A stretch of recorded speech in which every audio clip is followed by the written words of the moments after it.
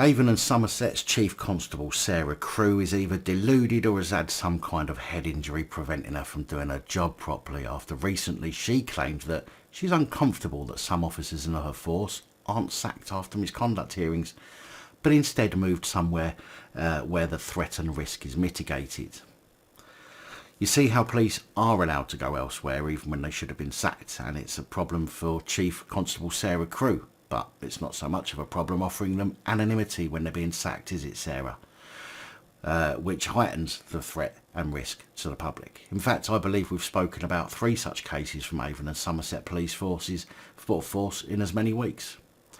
Crewe's comments came at a performance meeting between the force and the Police and Crime Commissioner following the damning report from the HMIC FRS, which found hundreds of police, or thousands maybe, who should have failed vetting that are in fact on our streets. The inspectors also found examples of police constables transferring between forces despite complaints or misconduct allegations.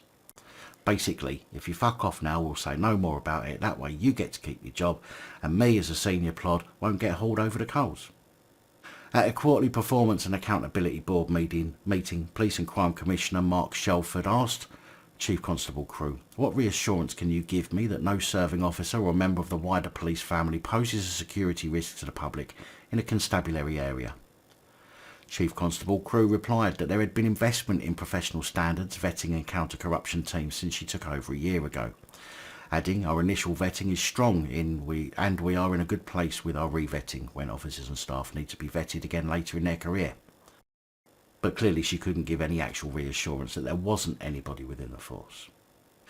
However, she did say that she was uncomfortable when an officer taken to a misconduct panel is not dismissed and then comes back into the force to be placed somewhere where actually we aren't comfortable with that person being, and we have to look at roles where threat and risk is mitigated.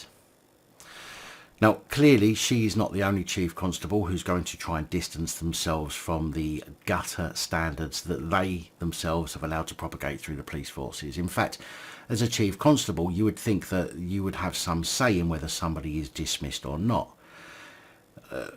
As we see with any job, I don't see why the police cannot simply dismiss people on the spot if there is an offence that is so serious, rather than keeping them on for 2 or 3 years paid leave to be told by some twat in a misconduct hearing panel that they must take them back.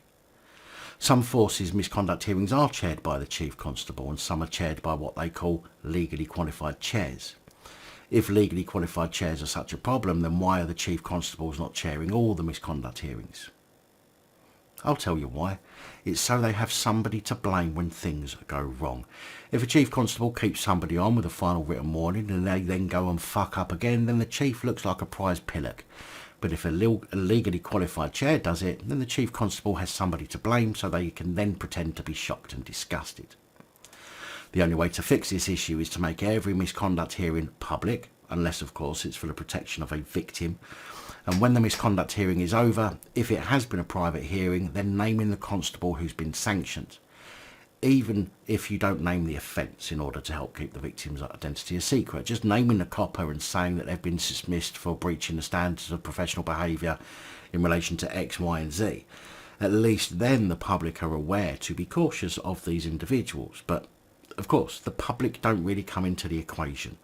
As Chief Constable Sarah Crewe said at the start, she's more concerned about the cretin being placed somewhere to mitigate threat and safety. Now, if there is threat to safety, then surely the person shouldn't even be in the fucking police, never mind finding them somewhere within the force for them to go in order to mitigate it.